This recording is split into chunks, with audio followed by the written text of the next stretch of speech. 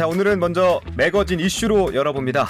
얼마 전까지 엑스포하면 꿈과 도전, 미래, 비전, 희망 이런 단어들과 동의어처럼 여겨졌는데 2030 부산 엑스포 유치가 좌절되고 나서는 바람 빠진 풍선 마냥 영 모양이 나질 않는 것 같습니다.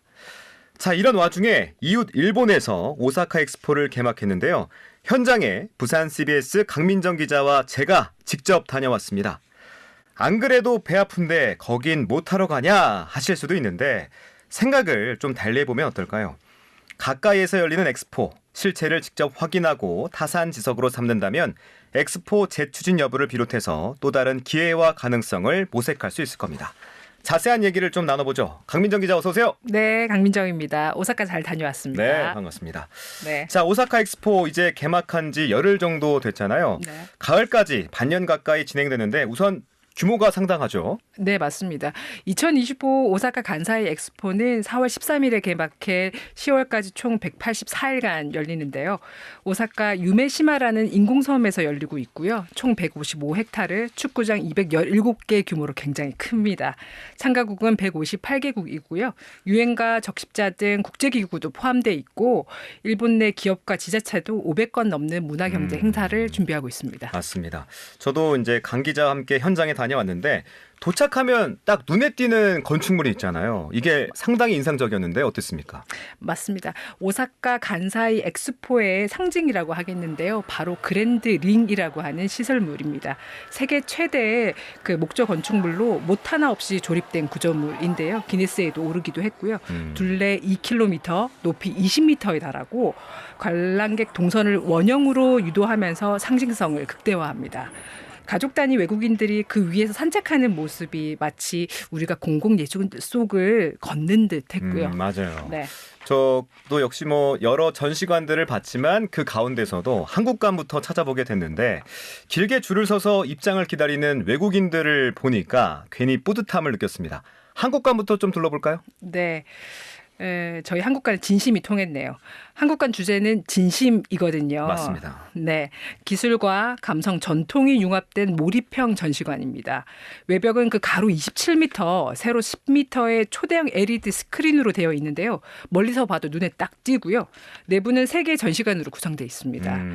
현장에서 한국관을 총 감독한 고주원 서울예술대 교수도 만났는데요.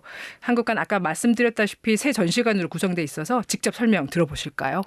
1관은 사전에 녹음한 우리들의 목소리, 당신에게 가장 소중한 것은 무엇입니까? 라는 그 가치에 대한 답변을 세계 각국의 언어로 녹음된 그 음소가 음악으로 변환되고 그 변환된 음악에 맞춰서 132개의 조명이 우리 공간 전체를 다 아울러서 음악과 조명으로 이루어진 쇼 공간으로 구성이 됩니다. 제2관은 한국의 수소 에너지 기술을 은밀하게 보여주는 공간인데요. 현대자동차의 넥소 엔진에 해당하는 수소연료 전지는 우리가 내뿜는 숨에 일부 포함되어 있는 산소 그리고 그게 수소연료와 만나서 화학 반응을 일으켜서 물이 떨어지고 그것으로 생명을 회복시킨다는 기술을 사람들의 체험으로 구성을 하고 있습니다. 제3관은 영상관이고요. 가장 큰 관입니다. 2025년 현재를 살아가는 할아버지와 손녀딸이 나중에 할아버지가 돌아가신 후에 손녀가 15년 뒤 고등학생이 된 다음에 미완성된 할아버지의 곡을 완성시켜서 미래의 K-팝을 보여준다는 내용을 가지고 있습니다. 여기에는 자동 연주 피아노가 연결이 되어 있고 그리고 그 배경 공간에는 한국이 꿈꾸는 스마트 도시의 미래 등을 보여주고 있으며 모두가 기대하는 한국의 K-팝을 통해서 문화 강국이라는 면모를 강조하고 있습니다. 네, 그 기술보다 감성과 스토리에 더 중점을 둔 점이 인상적이었습니다. 화려한 외형보다 내면의 감정을 이끌어내는 구조라 차별성이 확실했습니다. 맞습니다. 그리고 이거는 또 전혀 기대하지 않았는데 엑스포 가니까 먹을 게 더 많더라고요. K푸드도 인기가 많았죠? 네, 맞습니다. 우리가 너무 매일같이 먹고 있는 김치, 잡채, 불고기 또 한국식 치킨 대표 메뉴들이 준비돼 있고요. 그 외국인들이 서툴게 젓가락질하면서 김치를 맛보는 모습이 참 인상 깊었습니다. 네. 작지만 뿌듯한 문화 자부심을 느낄 수 있었습니다. 네. 또 한국관을 비롯해서 관람객들에게 특히 인기가 있는 전시관들이 몇몇 있었는데 실물 크기의 건담 모형이 버티고 서 있는 건담관도 이번 엑스포의 백미로 꼽히고요. 다른 전시관들도 소개를 좀 해주실까요? 한국관과 비교해도 좋을 것 같습니다. 아, 네. 우선 일본 건담관 같은 경우에는 정말 테마파크 느낌이 강했습니다. 그 입구에 설치된 그 건담 네. 그 실물 크기가 17m나 됐었거든요. 그래서 그 로봇 실물 크기 17m 건담이 시선을 사로잡았고요. 그리고 사우디관은 마치 중동 궁전 같았는데요. 그 아랍 전통 양식을 입힌 건축물이 이국적인 분위기를 맞습니다. 자아냈습니다. 뭐 보셨으니까 아실 테죠. 네. 네, 그리고 이 태국관도 그 금빛 지붕과 코끼리 조형물이 딱 있어서 이렇게 딱 이목을 집중시키는데요. 전통 무용 퍼포먼스도 관람객의 그 발길을 붙들었습니다. 반면에 한국관은 좀 감정과 메시지를 중심으로 구성된 시청각 체험형 전시관이었잖아요. 네. 기술 그 자체보다는 그 기술이 관람객과 감정과 스토리를 어떻게 이어지느냐에 더 집중했기 때문에 화려함보다는 어떻게 보면 몰입감에서 차별화가 느껴졌습니다. 네. 현장에서 만난 한 한국인 관람객은 그 아까 말씀드렸던 사우디관의 압도적인 외관에 감탄했었는데요. 직접 한번 들어보실까요? 저희는 그 페리 타고 관광 와가지고 왜 말을 못하? 네, 저희는 이제 페리 타고 지금 이제 관광 왔고요. 지금 요 사우디관 보고 있는데 그냥 진짜 이거 알리바바 이제 뭐 알라딘 이런 영화 본 거랑 똑같이 생겼네 하고 있었는데 잘 만들어 너무 잘 만들어 놓은 것 같아요. 그 퀘스트 미라클 타고 오셨나요? 네, 미라클 타고 왔습니다. 그 엑스포 온다고 지금 페리를 타고 넘어오니까 10분 정도 만에 이제 딱 들어와져가지고 서문에서 지금 이렇게 뭐 건담 보고 돌고 있습니다. 너무 빨라요. 너무 빨라요. 네, 저도 일단 아주 흥미롭게 돌아봤는데 하지만 좀 기대에 못 미친다는 대목도 있었습니다. 엑스포하면 첨단 기술의 향연을 일단 기대를 하게 되는데 뭔가 엄청난 체험들이 기다릴 거라고 생각했지만 뭐 기대만큼은 아닌 부분들도 있었거든요. 실제로 좀 심심하고 지루하다는 반응들도 없지 않아 있죠. 맞습니다. 과거에 이제 엑스포가 기술력과 국력을 가시하는 자리였다면 이제는 기술보다 그것이 전하는 가치와 철학, 삶과의 연결성이 더 중요해진 것 같습니다. 예전엔 대형 기계가 있었다면 지금은 몰입형 영상이라든지 AI 인터랙션이라든지 공공예술 같은 부드러운 방식이 많아졌고요. 이번 오사카 박람회의 주제 역시 생명이 빛나는 미래사회의 디자인이거든요. 네. 이렇게 지향점이 추상적이고 좀 철학적인 방향으로 바뀌었어요. 그런데 꼭 지루하다고만은 보긴 어렵습니다. 네. 오히려 저는 아까 말씀드렸던 그 목조 건축물 그랜드 링 위에서 뛰노는 외국인들 그리고 그 대형 조형물에서 쉬고 있는 외국 가족들을 보면서 거대한 그 전시장을 좀 뭐라고 할까요? 소풍처럼 즐기는 모습을 느꼈거든요. 네. 그 속에서 미래를 체험하는 뭐 그런 모습이 저는 되게 인상적이었습니다. 네. 하지만 이러한 변화가 엑스포의 흥행에는 별로 도움이 되진 않을 것 같아서요. 엑스포가 어느 나라에서 열리는지도 모르는 경우가 많고 언론에서도 예전만큼 조명을 안 하는 것 같긴 합니다. 굳이 왜 엑스포를 여는가? 열어야 하는가?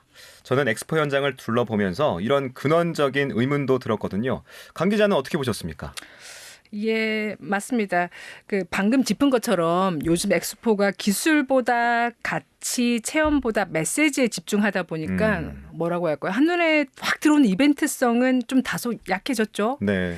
하지만 엑스포를 통해 기대할 수 있는 게 그 국가 홍보나 흥행이 전부는 아니에요, 사실. 왜냐하면 도시와 국가가 미래를 설계하는 실험장이라는 관점에서 바라보면 네. 엑스포의 가치와 의미를 새롭게 발견할 수 있거든요. 그 오사카 엑스포가 열리고 있는 그 유메시마라고 하는 그 지역은 원래 미개발지였습니다. 오사카는 이번 엑스포를 계기로 유메시마라는 개발을 통해 도시 재생을 추진하고 그 도쿄 중심의 수도권 경제 집중 현상에서 벗어나 지방 경제를 활성화하려는 그 목표도 있었거든요. 네.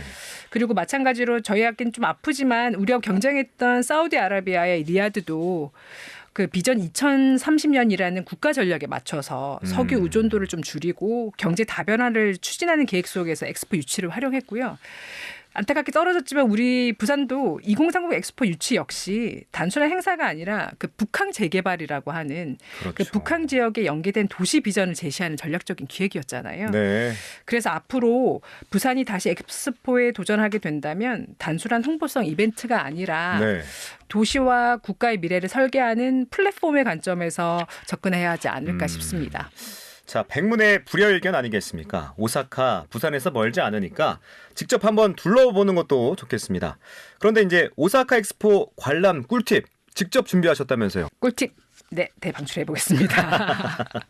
우선은 네. 저희는 이제 부산에서 출발하잖아요. 그래서 비행기보다는 부산의 느낌을 확 느낄 수 있는 부산항에서 여객선을 타고 출발했고요. 맞습니다. 네, 그 부산항에서 출항해서 오사카항에 도착하면 그 전용 셔틀버스를 타고 해저 터널을 지나서 엑스포장을 도착하면 15분이면 돼요. 근데 만약에 공항을 이용해서 비행기를 타고 간다면 간사이 국제공항에서 내려서 전철을 타고 엑스포장을 간다고 했을 때 그 1시간 반이나 걸리거든요. 그래서 부산 사람일 경우에는 부산항에서 여객선을 타고 이용하면 더 좋을 것 같고요.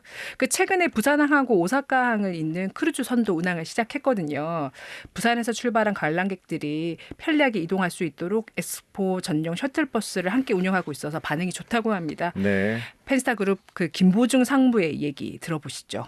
서게이트는 상대적으로 손님들의 줄이 짧습니다. 동게이트는 저희들 지하철 역이 바로 거기 있습니다. 유메시마역이라고 지하철을 타고 들어오신 손님이 그쪽에 다 몰리기 때문에 줄이 상당히 길고 또 그리고 거기서 걷는 이동 거리도 상당히 길어집니다.